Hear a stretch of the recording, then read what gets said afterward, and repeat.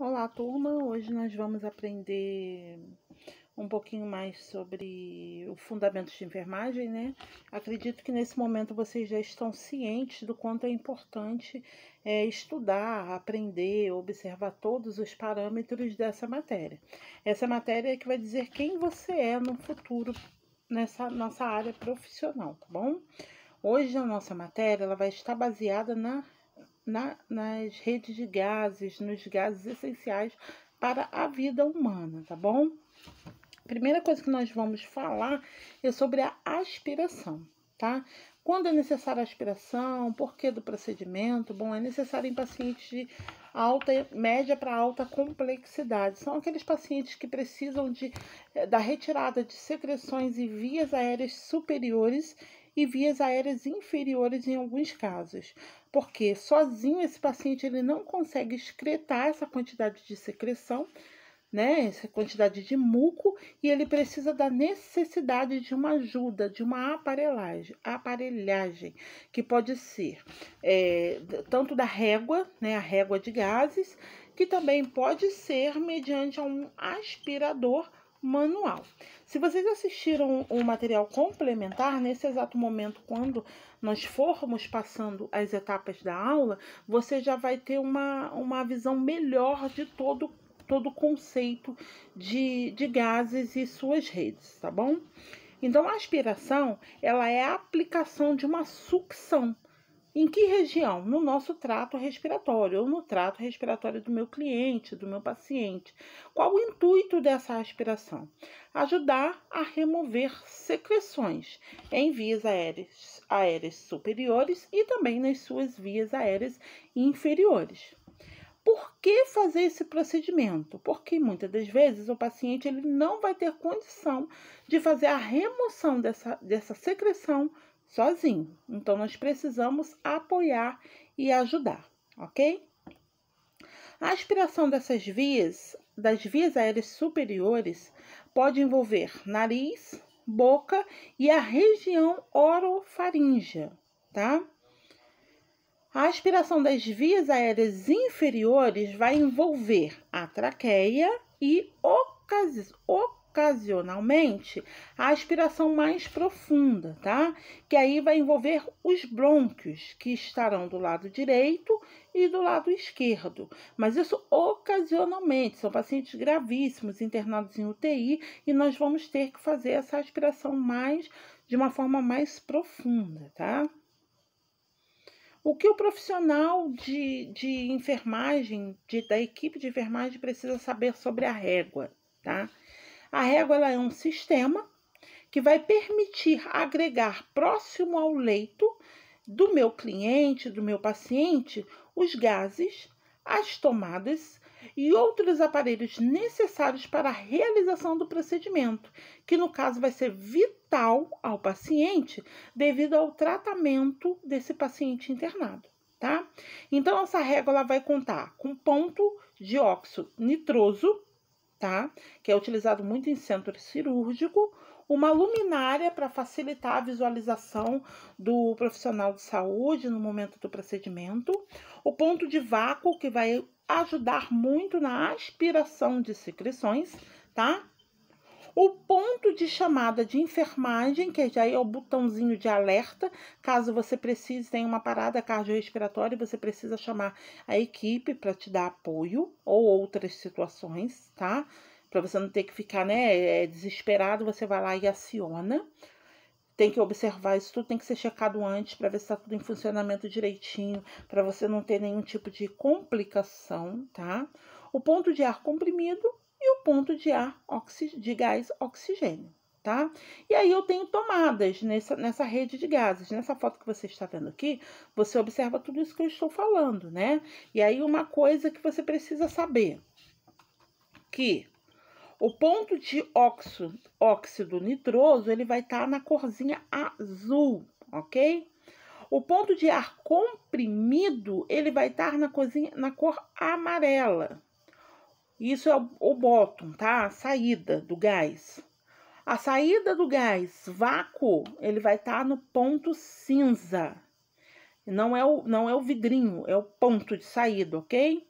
E a saída do oxigênio vai estar sempre no gásinho verde, ok? Essa régua, ela sempre vai prover de vários tipos de gases medicinais, como a gente já conversou acima, né? Que conforme a necessidade do setor ou da minha clientela, ele vai ser personalizado de maneira que necessite, como, por exemplo, em centros cirúrgicos, né? Que utilizam mais os gases convencionais, que utiliza também o óxido nitroso, né? Para o procedimento anestésico. E em enfermarias são mais comuns ser utilizados os gases de ar comprimidos para inalações, oxigênio para oferecer à minha clientela a oxigenoterapia e o sistema de vácuo para a realização de aspirações. É importante saber isso? Com certeza. É importante anotar isso? De certeza, tá bom? Então, lembrando que esse sistema, ele separa os gases medicinais, né? O vácuo, antes deles chegarem ao painel da régua de gases, conforme determina a Anvisa. Então, eu vou ter os gases medicinais e o sistema vácuo, tá? Todos eles no mesmo painel, de acordo com as recomendações da Anvisa. E aí, vamos entender um pouquinho sobre... Ó, aqui tá tudo que a gente conversou e um pouquinho mais. Aqui eu esqueci de passar a tela. Óxido nitroso, fortemente oxidante. É um gás fortemente oxidante. Ele é útil como comburente de materiais inflamáveis, também conhecido como gás hilariante. Um material amplamente utilizado para analgésicos, analgesia ou anestésicos, ok? Já o ar comprimido, ele possui a mesma característica do ar atmosférico, tá? Ou seja, é composto de 79% de nitrogênio e 21% de oxigênio, sendo obtido através da mistura do oxigênio e nitrogênio, exclusivamente para uso medicinal, ok? Ele vai ser utilizado para aplicações de tratamentos que requerem uma atmosfera mais purificada, isenta de poeiras e micro-organismos. Também pode ser usada para conduzir medicamentos através de inalações. Já o sistema de vácuo, galera, ele vai ser uma parte ligada à rede de vácuo. Tá?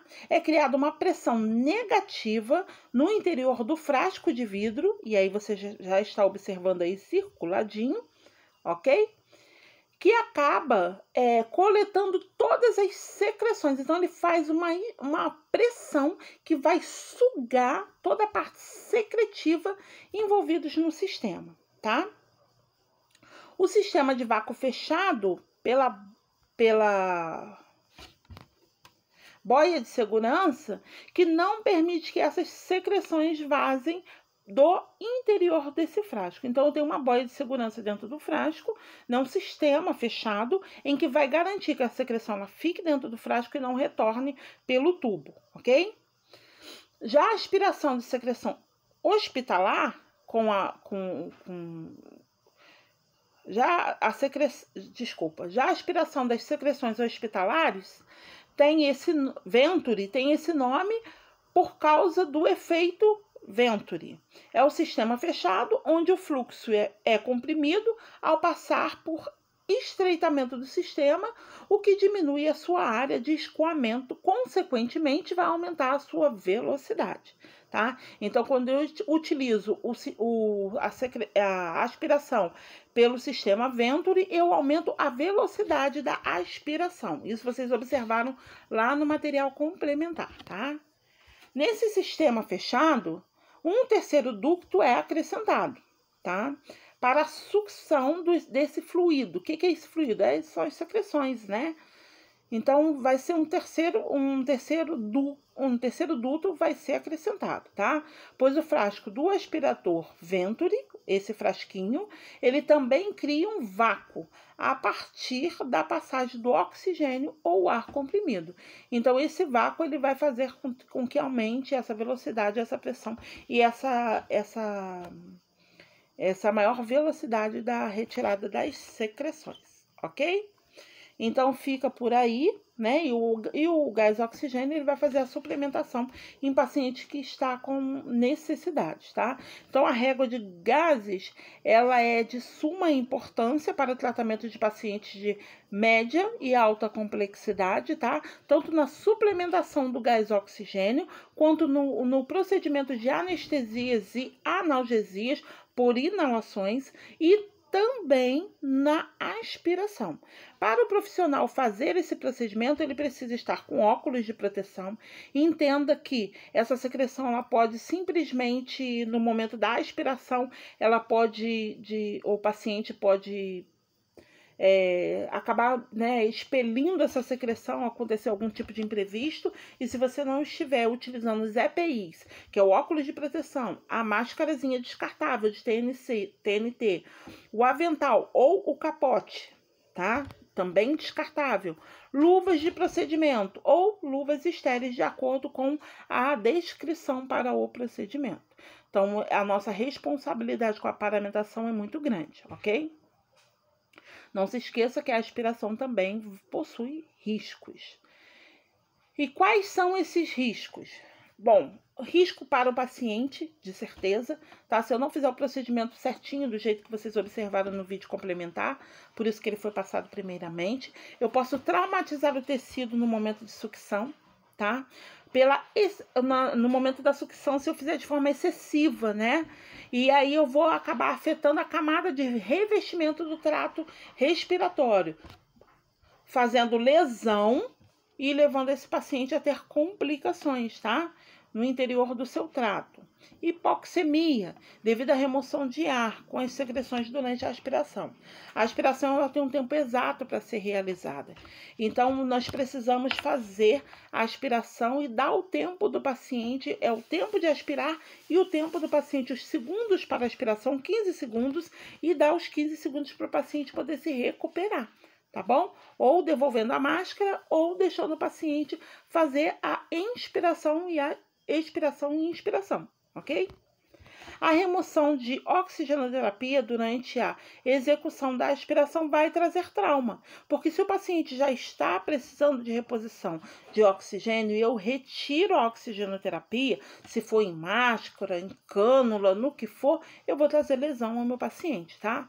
Broncoespasmos é uma das complicações, né, que vai estimular a região vagal, causando a diminuição da frequência cardíaca e possíveis arritmias. E a coisa só vai ficando mais séria, tá? Ansiedade e desconforto é uma das mais preocupantes, né? Você observa nitidamente.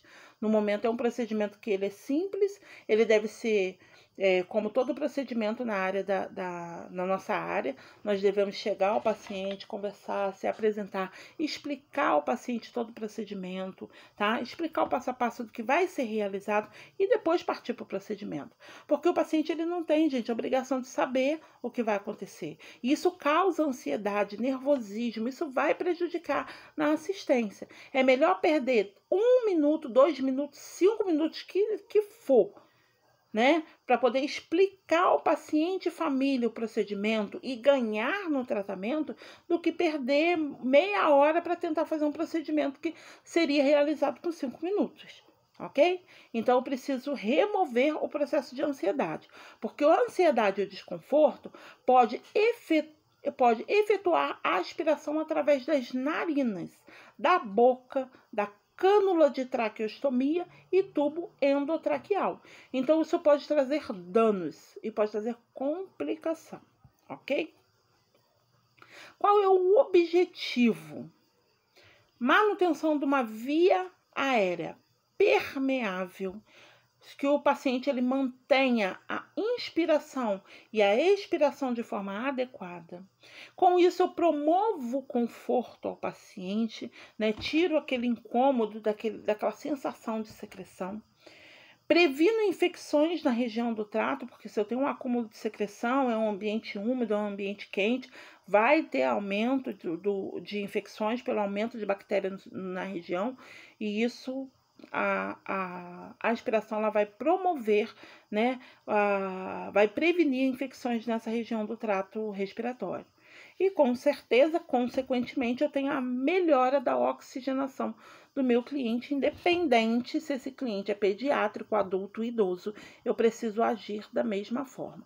Quando eu falo de um paciente idoso, um paciente pediátrico, eu preciso ter muita calma, paciência e explicar todo o procedimento direitinho, não só para o cliente, mas para os seus familiares, tá? Que isso vai trazer confiança para o seu trabalho e conforto, tá? Como eu falei para vocês, a aspiração de secreção não pode ultrapassar 15 segundos, tá? Então, eu tenho 15 segundos de sucção e 15 segundos em cada sucção, né? E 15 vezes no total. Então, tem 15 segundos de sucção, preciso dar um tempo, que são mais 15 segundos para o meu paciente. Não posso ultrapassar a 15 sucções naquela aspiração, tá? Isso aí vocês não podem esquecer, deve estar anotado na caderneta de anotação de vocês. Monitorização contínua de sinais vitais desse paciente, porque o paciente pode descompensar. Você lembra que lá atrás eu falei com vocês que tem complicações? Então, eu preciso fazer monitorização contínua de sinais vitais do meu cliente. Realizar drenagem postural ou tapotagem nos pacientes em que há contraindicação antes da aspiração, tá? Então, eu tenho que realizar essa drenagem postural. Tá? Eu tenho que manter a postura, eu tenho que observar qual é a postura adequada para iniciar o procedimento. Paciente com tubo endotraqueal ou traqueostomia, que contém o cuff. Cuff é aquele dispositivozinho que no momento da traqueostomia você infla, né? Para não sair do lugar, tá? Então, eu tenho que insuflar antes da aspiração, tá? Aspirar o paciente 1 hora antes da administração de dieta. Gente, é 1 hora antes da administração de dieta, porque senão eu vou ter prejuízo tanto para o paciente quanto para a aspiração propriamente dita. A extensão de borracha deve ser trocada a cada 6 horas. Se a gente já viu que o ambiente é úmido, né, que o ambiente é propício para contaminação, então eu tenho que fazer a troca dessa borracha de forma adequada a cada 6 horas. Desprezar a secreção do frasco de aspiração após cada aspiração, lavá-lo, higienizar aquele frasco, ele não pode ficar contendo secreções, ok? Como é feita essa lavagem? Com água e sabão. Deve, com certeza, no meio de pandemia, agora a gente tem todo um protocolo de esterilização, com certeza está sendo feita a esterilização desses recipientes, tá bom? A avaliação do estado do paciente, inclusive dos sons pulmonares, vai fornecer dados referentes à presença de secreções no interior dessas vias aéreas, tá? Então, eu preciso fazer a ausculta pulmonar, ok? Para saber se ainda tem presença de secreção na região. E manter a sonda nasogástrica aberta durante a aspiração, logicamente, né? Isso são orientações gerais para uma boa aplicação de uma aspiração na minha clientela. Como separar o material? O que eu vou precisar separar antes de chegar no leito do meu cliente? Primeiro, antes de tudo, eu preciso ter ética profissional, eu preciso saber como me portar no momento do procedimento, eu preciso saber exatamente qual é a postura que eu vou no momento da apresentação, qual postura que eu vou utilizar. A linguagem, tudo isso precisa ser repensado, tá? A linguagem clara e objetiva para que a minha clientela entenda o que eu estou falando e a minha postura mediante ao procedimento, ok? Mantendo a integridade do paciente, mantendo o paciente informado sobre todo o procedimento, paciente e família. Se for um paciente pediátrico, converso com a mãe em primeiro momento, o pai em primeiro momento e depois eu preciso conversar com a criança. Ela precisa entender o que vai acontecer e imediatamente a gente vai ao procedimento, tá? Precisa ter uma adequação para cada idade e para cada situação. Bom, qual material que eu separo? Bandeja, frasco de vidro para aspiração devidamente lavado e esterilizado, extensão de borracha esterilizada, troca a cada 6 horas, campo para aspiração, tá? Eu preciso de um campo de trabalho, sonda para aspiração, 8, 10, 12 e 14. Eu preciso levar todas elas, porque muitas das vezes eu penso que a 8 vai dar, chega lá a 8 é pequena, ou eu levo a 12 e eu preciso de uma menor, e aí eu vou largar o leito e vou atrás da sonda? Não, eu levo todas elas e vou utilizar aquela que eu necessito, tá? Luva estéreo, eu estarei realizando um procedimento dentro de um trato respiratório que eu não posso, de jeito algum, levar micro-organismos para dentro dessa região. Eu preciso de um pacotinho de gases, eu preciso de cubarrim, eu preciso de um frasquinho de água destilada e EPI, ok? Não só a máscara que vocês já sabem. O aspirador portátil ou sistema de aspiração também ele pode ser utilizado em ambiente domiciliar home care, ok? Aí eu tenho a sonda do sistema de aspiração aberto, que é a sondinha que você vai manusear de uma forma que você pode utilizá-la com a luva de procedimento. E o sistema fechado de aspiração, tá? Traquecare. Esse sim eu vou utilizar todo o campo e procedimento estéreo, porque a sonda é fechada e eu não posso contaminá-la. Aqui eu tenho a foto do aspirador, que eu acredito que vocês viram lá no material complementar nesse momento. Para que tudo dê certo, eu preciso fazer o planejamento. Eu preciso fazer a minha higienização de mãos de forma adequada. Preciso reunir materiais na bandeja e levar para a unidade do paciente. Colocá-los na mesa de cabeceira longe do paciente para evitar danos a eles ou a outros indivíduos, inclusive você, ok? Cercar a cama com biombo, a privacidade, olha o que eu falei. Conectar o frasco de aspiração à rede de vácuo. Nesse momento eu já sei que a aspiração ela vai ser conectada à rede de vácuo, porque eu tenho um sistema de Venturi que vai fazer a sucção com maior velocidade. Preciso testar o funcionamento do aspirador? Logicamente, antes do procedimento. Ou a régua ou o aspirador, ok? Aí, a elevação de cabeceira, lembra que nós conversamos que de repente eu vou precisar posicionar esse paciente? Então, eu elevo a cabeceira a 30 e de acordo com a necessidade de prescrição, ok? Pode ser que tenha prescrição de uma elevação menor, ok? Colocar a água destilada lá na cuba e colocá-la na mesa de cabeceira ao lado do meu cliente. Preciso abrir o pacote da extensão de borracha e uma das pontas conectar ao aspirador. Eu coloco a máscara, abro o campo de aspiração sobre o tórax do meu paciente, não posso contaminar. A mãozinha que eu escolher para manusear o campo, é só ela que manuseia, e a outra mão fica livre para poder manusear todo o restante dos materiais. As mãos, o aspirador não pode ser trocado. A mão que segurou o aspirador vai até o final do procedimento. E aí sim eu abro o pacote de gaze e coloco sobre o meu campo. E aí tá aí, ó. Uma mão segurando a cânula, a outra mão no procedimento. Não se pode fazer troca, o procedimento é estéril, não existe a possibilidade de passar micro-organismo para dentro do trato respiratório do meu cliente, ok? Professora, mas eu começo pela boca, eu começo pelo nariz. Gente, é nariz, boca. Nariz é menos contaminado. Ah, professora, mas tem secreção lá dentro.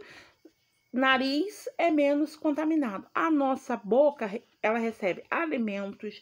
Os alimentos, eles acabam entrando em contato com bactérias dentro da nossa boca. Muitas das vezes a higiene do meu paciente não é tão adequada. Independente de higiene ou não, o procedimento vai ser feito primeiro na narina e depois na boca, ok? Nariz, boca, não esqueça disso. Eu abro o pacote de sonda e coloco sobre o campo. Abro a válvula para a aspiração. Calço minhas luvas, Pego no dispositivo de sonda e adapto a ponta da extensão de borracha. Pegar a sonda e introduzir na narina do meu paciente com movimentos delicados circulatórios até a região da traqueia.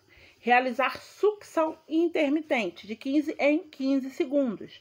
Apenas a aspiração da traqueia, lavar a sonda de aspiração com água destilada lá na cuba rim. Se eu tenho traqueostomia, eu lavo a sonda com a água destilada que eu coloquei antecipadamente na cubinha, tá? Aspirar orofaringe do meu paciente. Lavar a sonda de aspiração com água destilada lá na minha cubinha. Lembra que eu pedi para colocar? Desse jeito.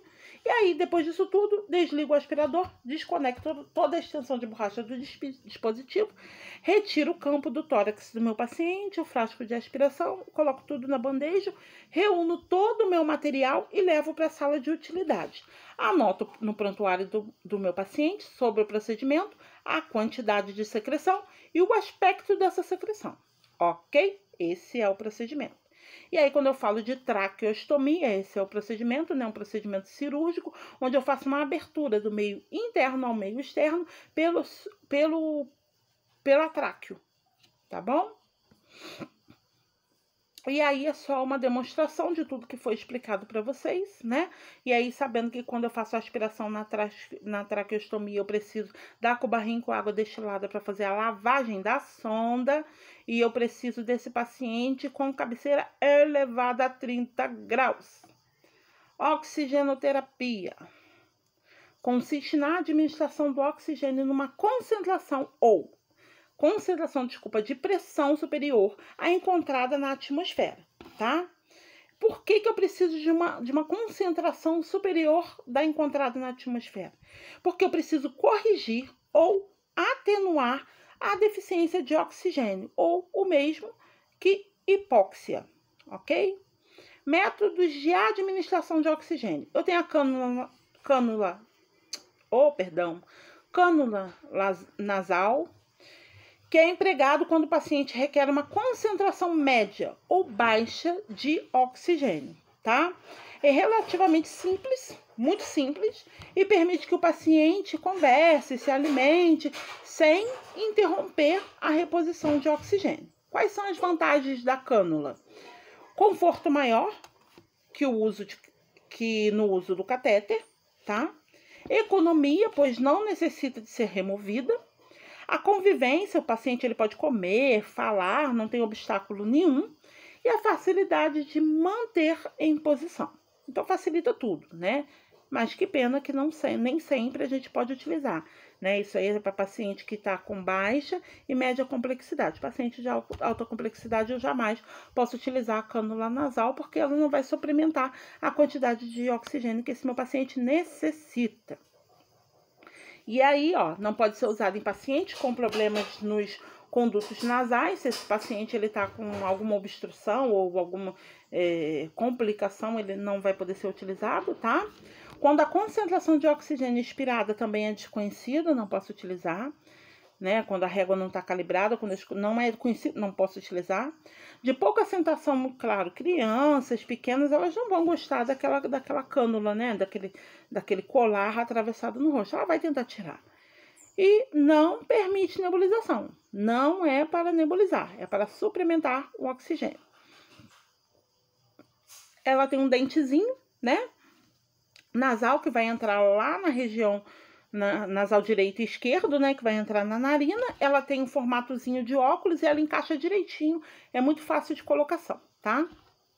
Ó, ela tem uma faixazinha de mobilização para ajustar e dar conforto ao paciente e tem o tubo de liberação de oxigênio. Muito fácil de entender essa daqui. Visa administrar concentração baixas e moderadas, como já foi falado. É de fácil aplicação, mas nem sempre é tolerada por crianças, tá? As vantagens, método econômico e que utiliza dispositivo simples e barato, né? E a facilidade da aplicação desse catéter.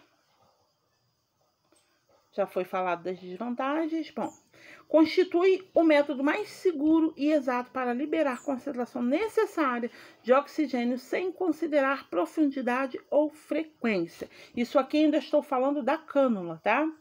Aqui eu já tenho a máscara de Venturi. A máscara de Venturi também tem a mesma apresentação. Ela vai constituir um método mais seguro e exato para liberar essa concentração necessária e é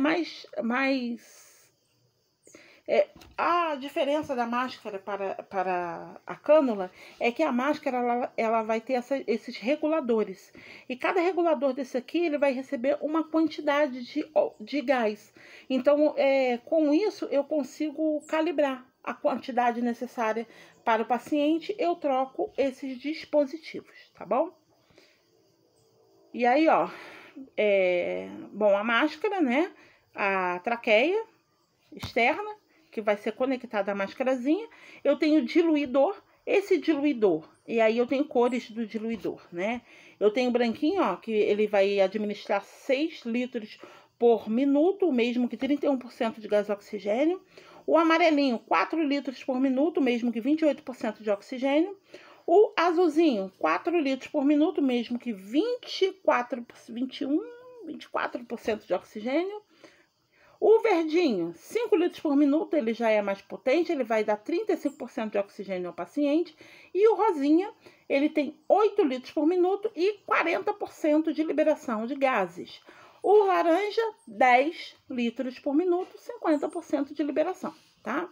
E aí aqui, ó, tem tudo bonitinho explicado para vocês, né? O azul, 24%, o amarelo, 27%, o branquinho, 31%, o verdinho, 35%, rosinha, 40% e laranja, 50% de liberação de gases, tá? De oxigênio. Isso vai facilitar a oxigenação da minha clientela, tá?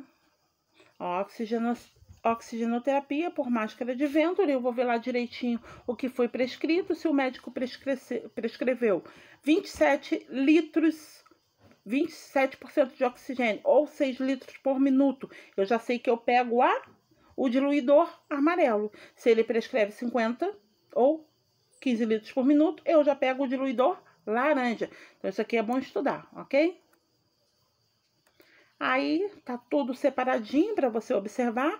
A máscarazinha, a sondinha, a traqueia externa, o umidificador, tá? Porque gás ele queima. Então, preciso umidificar, porque senão esse gás ele vai acabar trazendo lesões na região nasal e em toda o trato respiratório do meu cliente.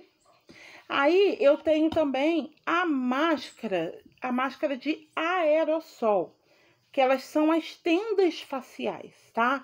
Essas tendas, gente, eles são utilizados como dispositivos de aerossóis, que podem ser ajustados para concentração que variam de 27% a 100% de liberação de gás oxigênio.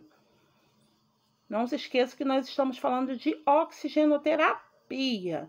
E aí está todos os dispositivos juntos, tudo que nós conversamos, o catéter, a máscarazinha simples, a Venturi com os seus diluidores e a possibilidade de chegar até 50% de liberação de oxigênio. Eu tenho eu tenho a tenda facial que chega de 27% a 100% e eu tenho as máscaras com válvulas, tá bom? Elas vão fazer reinalações. E eu preciso conhecê-las para pegar o material adequado. Material: cânula nasal, dupla e estéreo. Eu preciso pegar um umidificador de bolhas estéreis, já mostrei para vocês em figura, extensãozinha de borracha, fluxômetro calibrado por rede de oxigênio, 50 ml de água destilada para quê? Para umidificar, tá? Aí, ó, a cânula nasal instalada. Eu preciso instalar sempre o fluxômetro e testá-lo. Eu preciso colocar água no copo umidificador, porque como eu já falei, vai fazer lesão se passar esse gás a seco, não pode de jeito nenhum, tá bom? Conectar o extensor ao umidificador e identificar um umidificador com etiqueta, com data, horário e volume colocado dentro desse umidificador. Instalar na região das narinas e eu introduzo a cânula na extensão abro e regulo o fluxômetro conforme a prescrição médica. Esse é o procedimento. Bem simples, né, galera? Trocar a cânula nasal diariamente, tá? Trocar o umidificador e a extensão plástica a cada 48 horas. E existe esse modelinho de tenda também, que foi bem utilizado agora no período de pandemia. E aí eu coloquei tudo em funcionamento, bonitinho, para vocês observarem como é montado, tá? A montagem, tudo certinho. Ó.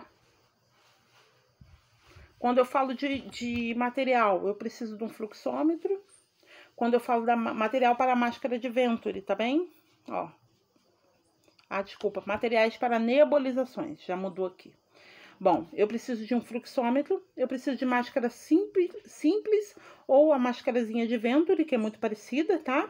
No formato adequado e esterilizado, sempre esterilizado. Não adianta reutilizar máscara, porque eu vou fazer infecções, eu vou levar micro-organismos de um paciente para o outro. Não pode de jeito nenhum.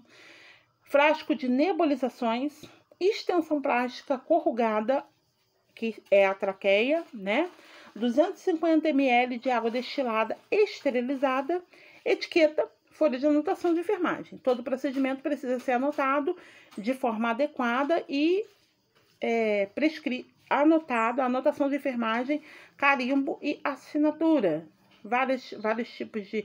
Existem nebulizadores domiciliares que têm várias saídas. E aí isso facilita bastante o trabalho. Mas só se eu tiver com essa máscara esterilizada.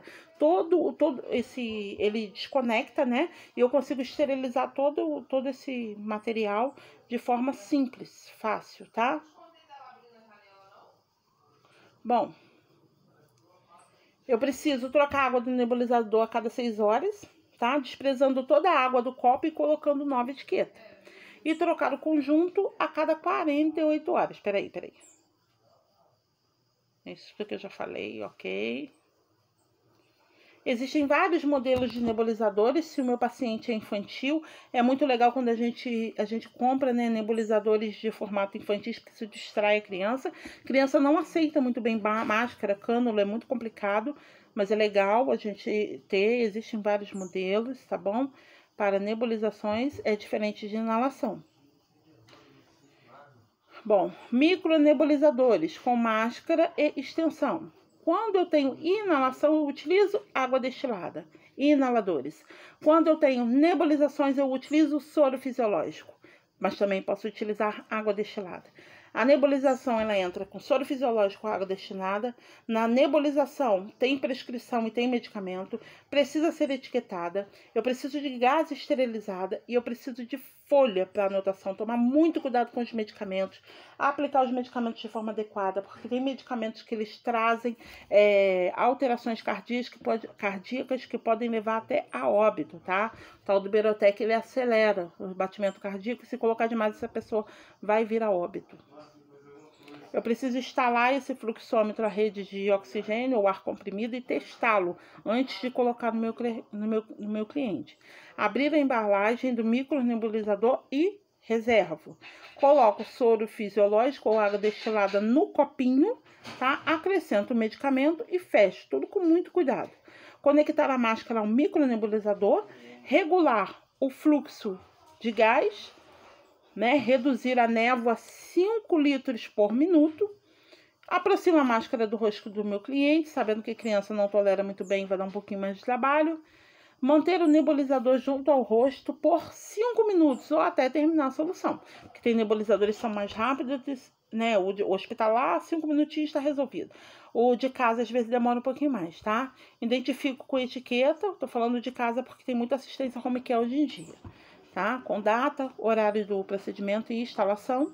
Fecho o fluxômetro e retiro o micronebulizador. Seco com gaze, recoloco na embalagem e mantê-lo na cabeceira do paciente. Isso se for paciente único, tá? Se não for, se for reutilizado, tem que manter a esterilização de acordo com as recomendações da unidade.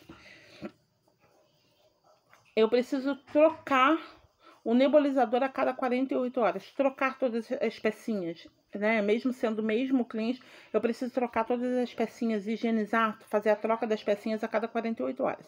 O bom seria manter essas peças sempre higienizadas. Higienizo, deixo secar e deixo lá sequinho, organizadinho para ser reutilizado. Isso é o certo, tá?